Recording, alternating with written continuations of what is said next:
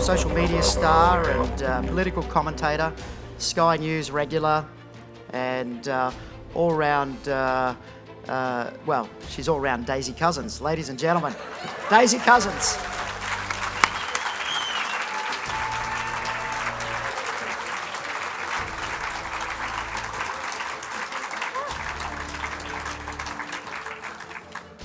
Well, good morning, everyone. Isn't this exciting? Isn't this exciting, this CPAC that we have here? Today's political landscape is, for lack of a better term, a bit of a mess. It is characterised by two warring camps, one on the left, one on the right, and another in the middle, a large group of exasperated, disaffected moderates and centrists whose necks are getting increasingly sore by the incessant back and forth of the bitter ideological tennis match that is the culture war in 2019. It all started off as just a few hypersensitive university students lamenting being triggered by certain words and demanding safe spaces, being gently poked fun at by snarky, witty, highly attractive and very amusing right-wing commentators who were sick and tired of being told what to think and say. However, it has turned into a vicious war of not just words, but actions. From online dogpiling to sabotage professionally, doxing, street brawling, and even mass loss of life. The culture war has escalated to a place that it never ever needed to go. So how did we get to this point? Well, the left will have you believe that the division, as they call it, is caused by racist, sexist, bigoted conservatives spewing so-called hate speech, led by a terrible man named Donald Trump, who is apparently, if we believe the rumours, the second coming of Mussolini. Now, to be clear, this is an important distinction. When I say the left, I mean the regressive left. Yes, the faction teetering on the extreme, who, while making up actually only a small minority of the population, occupies a disproportionate number of influential positions in the media, academia, Hollywood, and of course, big tech. This allows them to dictate the cultural narrative and determine, most importantly, what is and isn't publicly acceptable to talk about. The right, however, will tell you that this cultural friction is caused by the blunt refusal of this regressive left to consider opposing opinions, as well as their vicious smearing of any opposition. I mean, after all, if you tell a group of people, that is conservatives, often enough that their entire moral core is questionable because they happen to support a certain political candidate, well, you've got to expect that maybe those people will get a little bit angry. Eventually.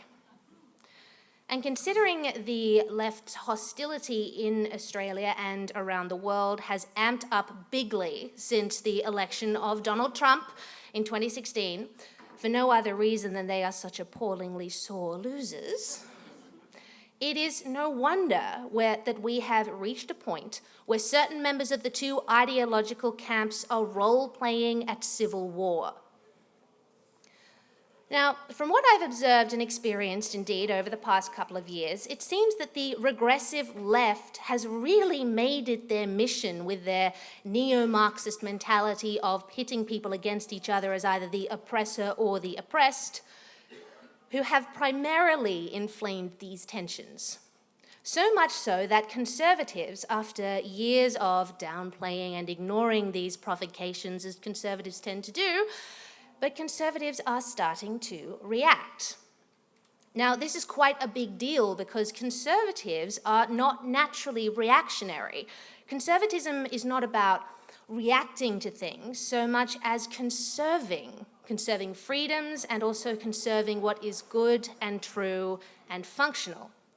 Conservatives want to create and maintain rather than to react and destroy.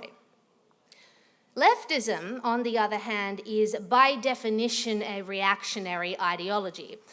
They are not about building things up. They prefer to tear things down with no discernible plan of what to construct to replace it.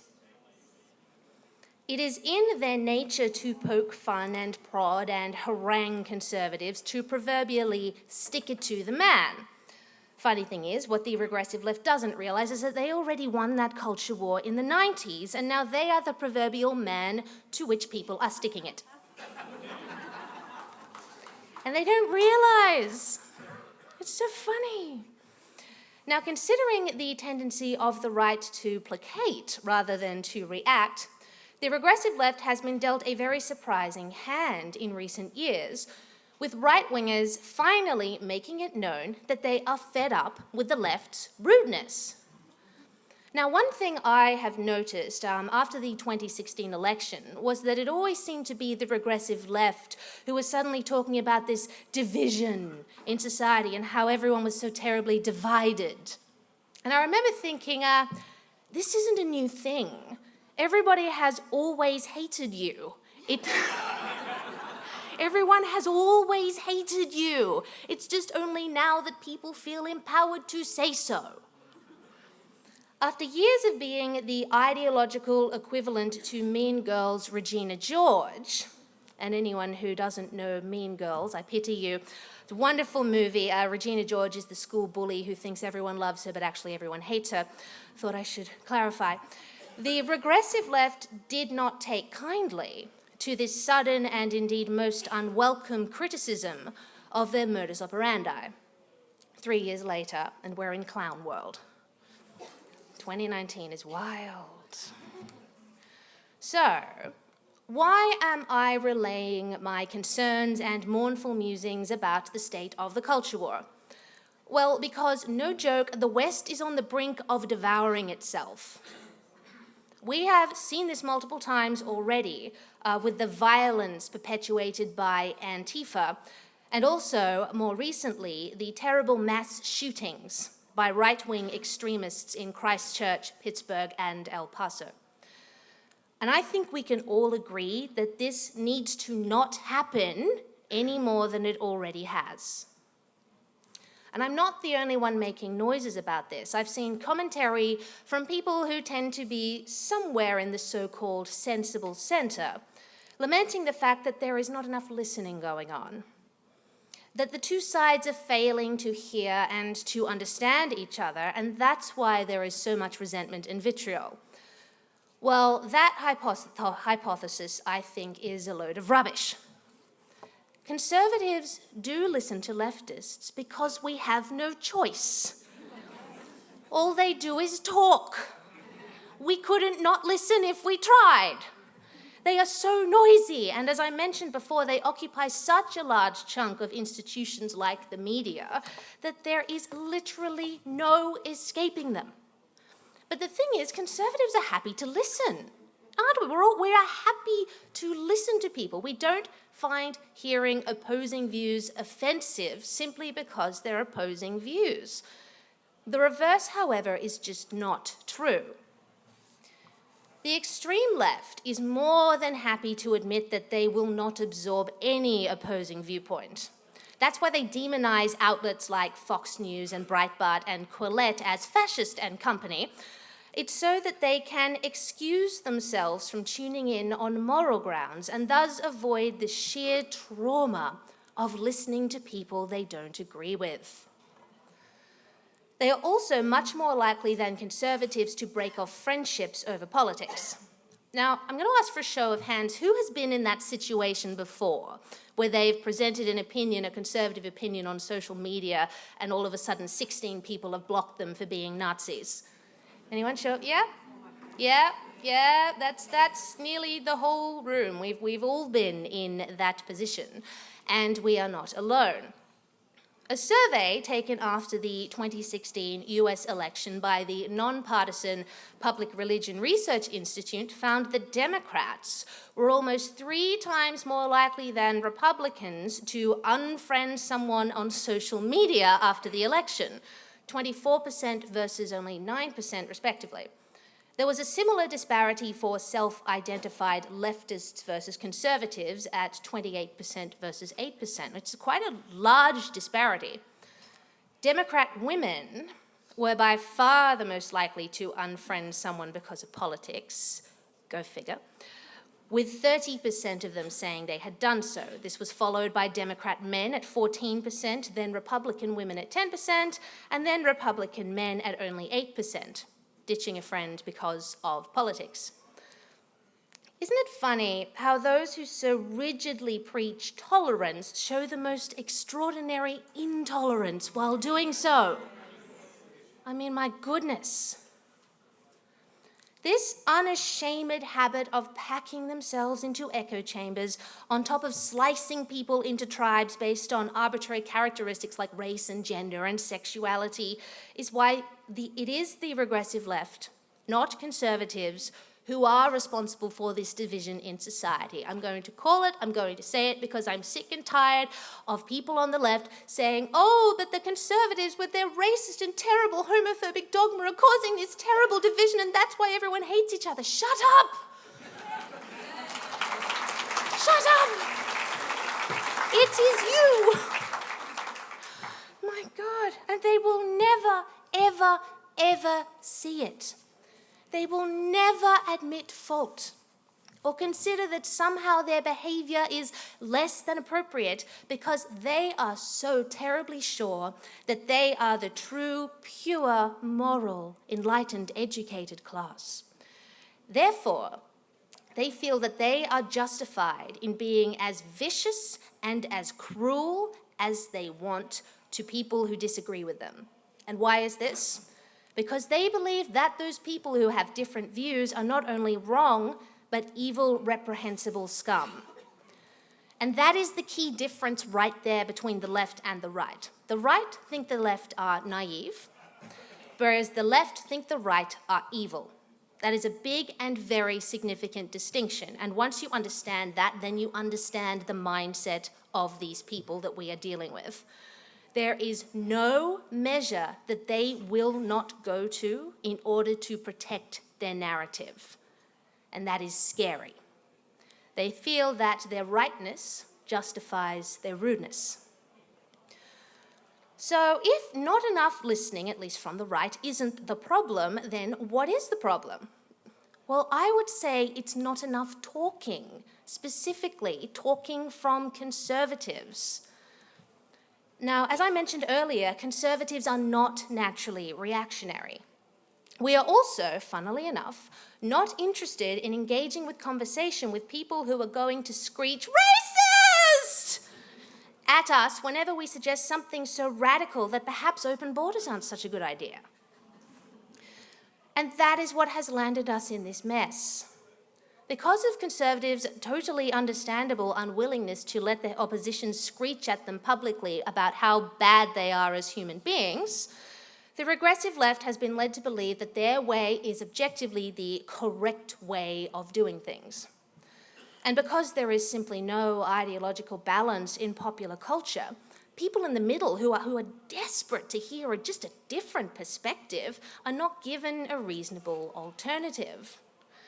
All of this has allowed the regressive left to get away with their thuggery and their intolerance under the guise of working for the common good. Where are my pages? I found them. This hall pass for bad behaviour that they have been handed is also what causes social justice warriors to act with such hysteria whenever they suffer a loss. They are like spoilt children. Their ongoing global tantrum over the 2016 election proves that they'd had it their own way for so long that they've forgotten how to share. They are so emotionally attached to their political beliefs that even a hint that maybe they might possibly just be a little bit wrong on one or two things goes right to the very core of their being. To admit that they are wrong would be to upend the very fibre of their identity.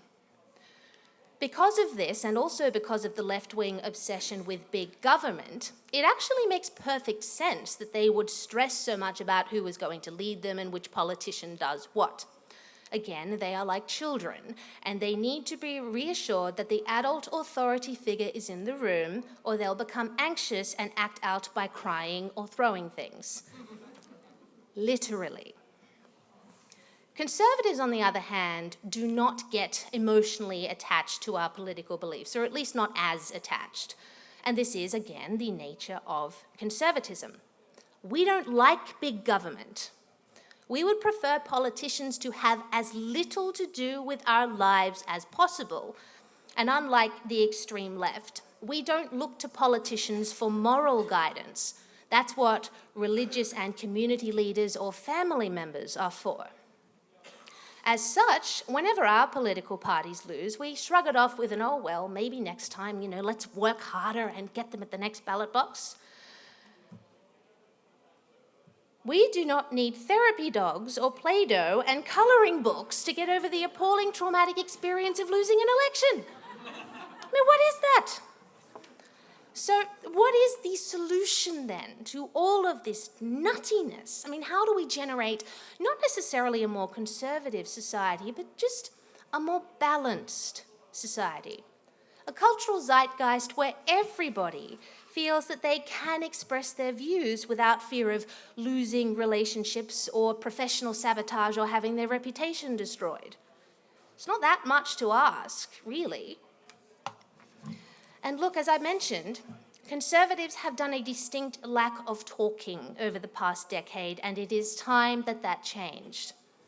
It is very, very important that we challenge the noisy, regressive leftists in our lives, and we all know at least one or two, but not for the reasons that you may think.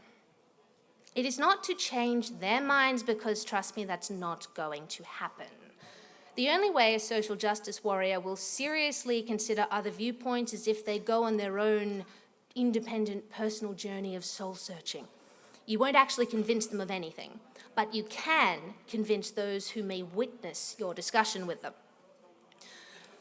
To borrow from the Gospel according to Ben Shapiro,